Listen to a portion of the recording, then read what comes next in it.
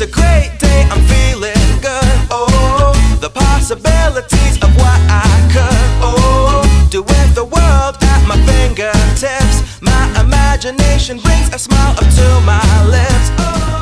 Bonjour à vous et bienvenue, je suis Woman on Tour, globe-trotteuse, thérapeute et accompagnatrice de votre changement. La question qu'on se pose ensemble aujourd'hui, c'est comment sortir de ce syndrome du « je suis nul » qui nous empêche d'avancer. La première chose à comprendre, c'est que nos pensées précèdent notre vie. Et ce que l'on vit est fortement lié à ce que nous pensons. Alors, c'est quelque chose de tout bête et vous allez me dire « non mais ça, on le sait bien entendu ». D'accord, vous le savez, mais connaissez-vous quelqu'un autour de vous qui a appliqué cette chose-là? Quelqu'un, clairement, vous a dit « ah oui, moi c'est ce que je fais au quotidien ». En tout cas, je peux vous dire que maintenant vous connaissez quelqu'un, c'est moi. Je peux témoigner que ces trois façons de fonctionner ont complètement transformé ma vie.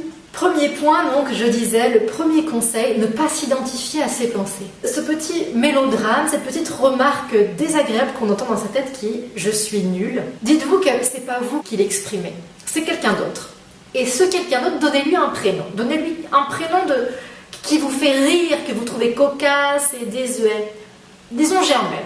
Germaine, sans vouloir critiquer ce prénom, disons que pour moi, je trouve ça drôle. Je vais appeler cette petite voix dans ma tête Germaine.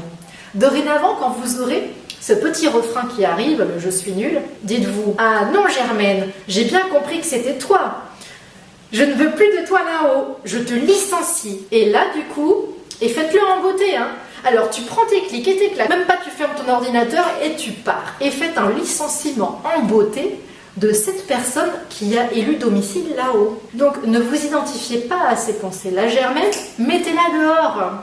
Vous lui donnez le nom que vous voulez et vous procédez à un licenciement en bonne et due forme de cette voix qui vous pourrit la vie, tout simplement. Ça commence comme ça. Et puis, ne pas s'identifier à ses pensées, c'est aussi ne pas rentrer en dialogue avec et croire que c'est ce que nous sommes. Car vous allez voir que ce que nous sommes, c'est ce que nous avons décidé d'être. Donc, laissez couler. Si elle est là, vous lui dites « ok, Germaine, t'as envie de t'exprimer? Ben écoute, vas-y, fais ce que t'as à faire. Moi, je ne t'écoute pas. » Conseil numéro 2, choisir ses pensées. Ça veut dire quoi? Ça veut dire choisissez la personne que vous voulez être. Choisissez la vie que vous voulez avoir. Qu'est-ce que vous rêvez? Qu'est-ce que vous voulez? Et sans doute que si vous avez des frustrations, si vous êtes jaloux du voisin, je peux vous dire que si vous êtes jaloux du voisin, c'est qu'il y a quelque chose qu'il a, qu'il est, qu'il fait, que vous voulez.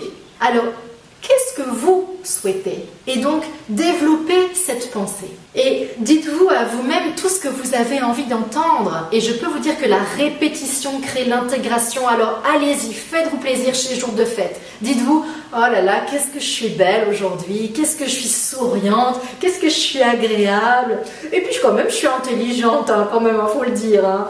Et donc, allez-y, mais faites-vous plaisir. Je veux dire, et vous allez voir que émotionnellement, votre petit cœur, là, il va vibrer. Vous allez vous sentir flattée, heureuse, soulagée. Vous avez l'impression que quelqu'un s'occupe de vous. Ben oui, forcément, c'est vous-même. Et qui peut le faire mieux que vous-même? Alors, allez-y, ces jours de fête, ces jours de paye, on y va. Je suis belle, je suis intelligente, je suis bien faite, j'ai des jolis vêtements, je suis heureuse, j'ai le meilleur des maris. Allez-y, faites-vous plaisir, allez-y.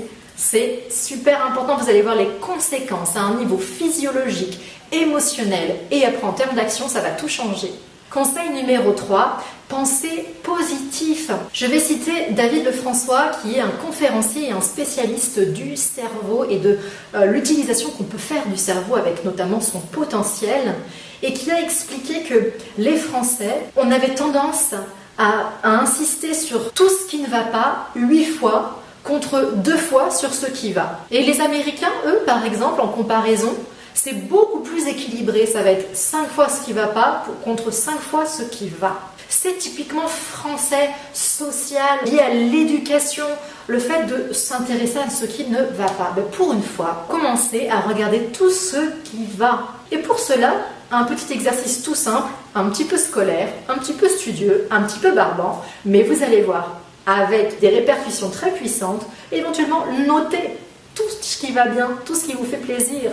Donc vous prenez un petit calepin, vous ouvrez un tout petit calepin, et tous les jours, en fin de journée, vous faites la liste de tout ce qui va. Aujourd'hui, dites donc, j'ai eu un commentaire sympathique. Tiens, aujourd'hui il a fait super beau. Aujourd'hui j'ai adoré ma salade au restaurant. Vous notez tout parce que on s'en fiche du contenu. C'est le principe de faire attention à ce qui nous fait plaisir et développer un esprit positif.